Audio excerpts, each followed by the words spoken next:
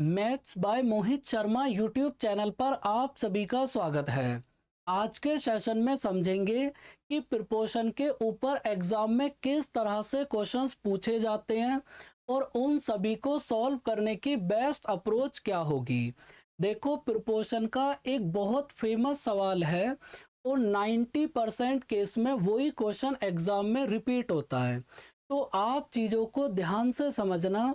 उस क्वेश्चन को सॉल्व करने की एक बेहतरीन शॉर्ट ट्रिक आपको मैं समझाऊंगा। तो भाई, प्रिपोशन में आपको केवल इन 3 बातों का ध्यान रखना है कि अगर कभी भी आपको ए और बी का मीन प्रिपोशन फाइंड आउट करना पड़े तो मीन प्रिपोशन क्या होगा, रूट ए बी। अगर ए और बी का थर्ड प्रिपोशन फाइंड आउट करोगे तो थर्ड प्रिपोशन कितना होगा, बी स्क्वायर अपॉन ए। और अगर फोर्थ प्रिपोशन की बात करें तो फोर्थ प्रिपोशन में बाहर वाले नंबर्स की मल्टीप्लाई और अंदर वाले नंबर्स की मल्टीप्लाई हमेशा इक्वल होती है।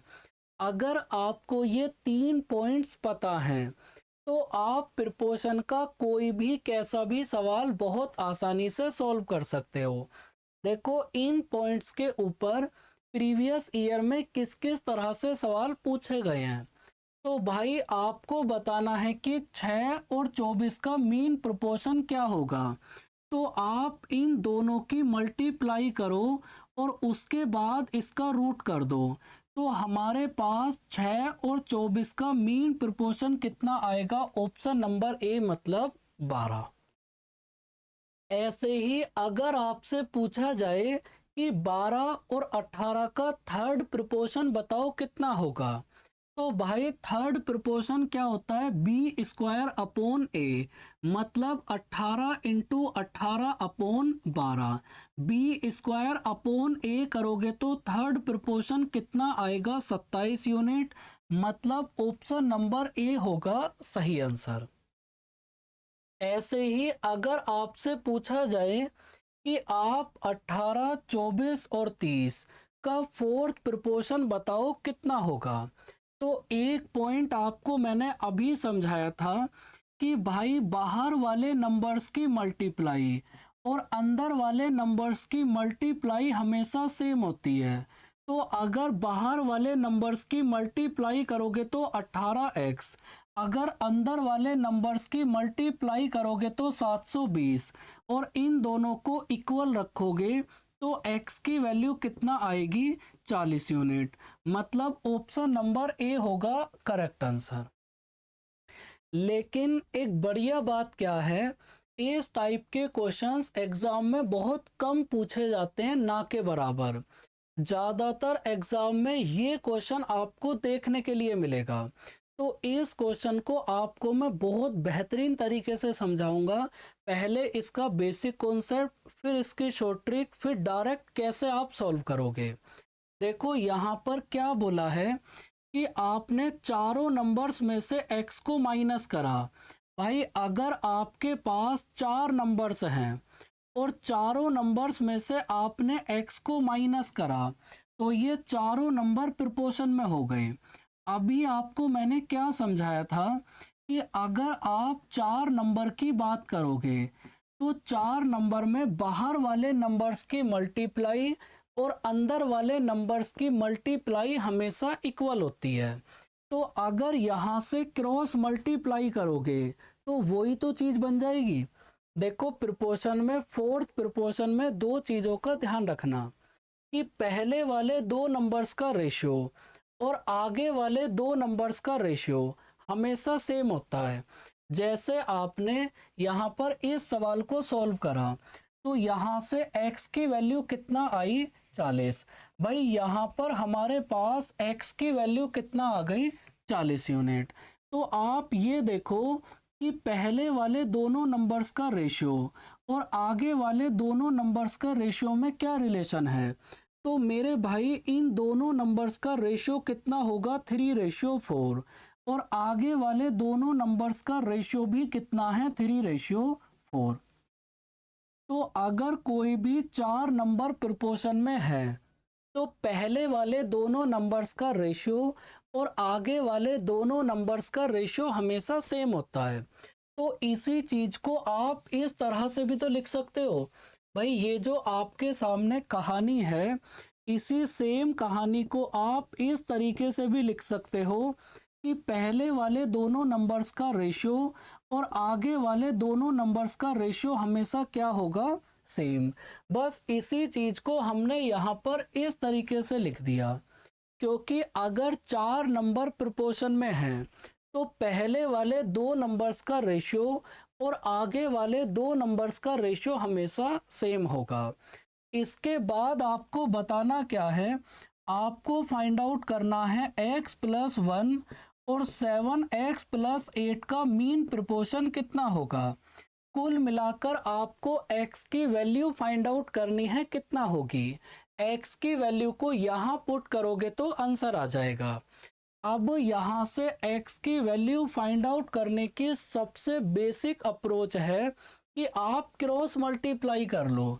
अगर यहाँ से क्रॉस मल्टीप्लाई करोगे तो आपके पास x की वैल्यू आ जाएगी। दूसरी अप्रोच क्या है भाई, यहाँ से देखो इन दोनों नंबर्स में कितना डिफरेंस है, यहाँ पर इन दोनों नंबर्स में कितना डिफरेंस है, 1 यूनिट, और यहाँ पर इन दोनों नंबर्स में कितना डिफरेंस है, 4 यूनिट। अब इनके डिफरेंस की क्रॉस मल्टीप्लाई कर दो, या तो मल्टीप्लाई दोनों जगह ऊपर कर दो या फिर आप नीचे की तरफ कर दो। इनके डिफरेंस की क्रॉस मल्टीप्लाई करो, तो अगर क्रॉस मल्टीप्लाई करोगे तो इसका मतलब है कि 4 की मल्टीप्लाई करनी है 21 माइनस एक्स में, और 1 की मल्टीप्लाई करनी है 60 माइनस एक्स में। तो यहाँ से सॉल्व करोगे तो डायरेक्ट आपके पास x की वैल्यू आ जाएगी भाई 24 को 3 से डिवाइड करोगे तो x की वैल्यू मेरे भाई कितना आ जाएगी, 8। तो पहली अप्रोच है कि आप यहाँ से क्रॉस मल्टीप्लाई करो, x की वैल्यू फाइंड आउट कर लो। दूसरी अप्रोच है कि आप यहाँ से इनका डिफरेंस करो और इनके डिफरेंस की रिवर्स मल्टीप्लाई कर दो, या तो मल्टीप्लाई दोनों में ऊपर की तरफ कर लो या फिर दोनों इक्वेशंस में नीचे की तरफ कर लो। सॉल्व करोगे x की वैल्यू आ जाएगी। थर्ड अप्रोच क्या है कि ये जो काम आपने करा है इसी पॉइंट को हम डायरेक्ट याद कर लेंगे। भाई ये जो आपने इनके डिफरेंस की क्रॉस मल्टीप्लाई करी है, इस प्रोसेस को आप डायरेक्ट याद कर लो। कैसे, आप ये बताओ 21 और 22 में कितना डिफरेंस है, तो 21 और 22 में कितना डिफरेंस है, 1। 60 और 64 में कितना डिफरेंस है, 4। तो आप 4 की मल्टीप्लाई तो 21 में कर दो और 1 की मल्टीप्लाई 60 में कर दो। 4 की मल्टीप्लाई 21 में करोगे तो कितना आएगा, 84। 1 की मल्टीप्लाई 60 में करोगे तो कितना आएगा, 60। तो 84 और 60 के डिफरेंस को 84 और 60 के डिफरेंस को इन दोनों के डिफरेंस से डिवाइड कर दो, तो इन दोनों में कितना डिफरेंस है, 30। तो डायरेक्ट आपके पास x की वैल्यू कितना आ जाएगी, 8। कुल मिलाकर हर केस में आप एक ही काम कर रहे हो, बस आप चीज़ों को रटने का प्रोसेस बना रहे हो। अगर पूरा क्रॉस मल्टीप्लाई करके करोगे तो वो बेसिक तरीका हो गया, इस तरीके से करोगे तो ये शॉर्ट ट्रिक हो गई। अगर इसी पॉइंट को और भी छोटा करके याद कर लिया तो वो आपका एग्जामिनेशन मेथड हो गया। तो यहाँ पर x की वैल्यू कितना आ गई, 8। x की वैल्यू को यहाँ पुट करोगे तो कितना आएगा, 8 इंटू 64, मतलब 3 इंटू 8 कितना होगा, 24। फिर आपको एक बार मैं समझाता हूँ, ध्यान से समझना। अगर कभी भी इस टाइप का क्वेश्चन एग्जाम में आ जाए, बहुत बढ़िया सवाल है और ये क्वेश्चन एग्जाम में बहुत रिपीट हो रहा है आजकल, इसीलिए जो अप्रोच आपको मैं समझा रहा हूँ ध्यान से आप समझना। देखो यहाँ पर इन दोनों में कितना डिफरेंस है, 16 यूनिट। इन दोनों में कितना डिफरेंस है, 24 यूनिट। तो करना क्या है, आप यहाँ से 16 और 24 का रेशियो बना लो। 16 और 24 का रेशियो कितना होगा भाई, 2 और 3। अब देखो 3 की मल्टीप्लाई करो 12 में, 3 की मल्टीप्लाई अगर 12 में करोगे तो कितना आएगा 36। 2 की मल्टीप्लाई करो 21 में, 2 की मल्टीप्लाई 21 में करोगे तो कितना आएगा 42। अब 42 और 36 के डिफरेंस को इन दोनों के डिफरेंस से डिवाइड कर दो।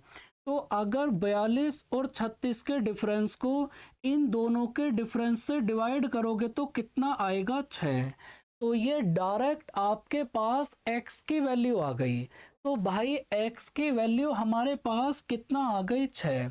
तो आपको क्या बताना है, x प्लस 3 और 4x प्लस 1 का मीन प्रोपोर्शन कितना होगा। x की वैल्यू पुट करोगे तो कितना आएगा 9 और ये आएगा 25, मतलब 3 और 5 15। अगर यहाँ तक की कहानी आप सभी को क्लियर है तो इस क्वेश्चन का आंसर अब आप मुझे बताओगे कितना होगा। और ये क्वेश्चन 90% चांसेस हैं कि एग्जाम में रिपीट हो। तो आज की क्लास में केवल यहीं तक।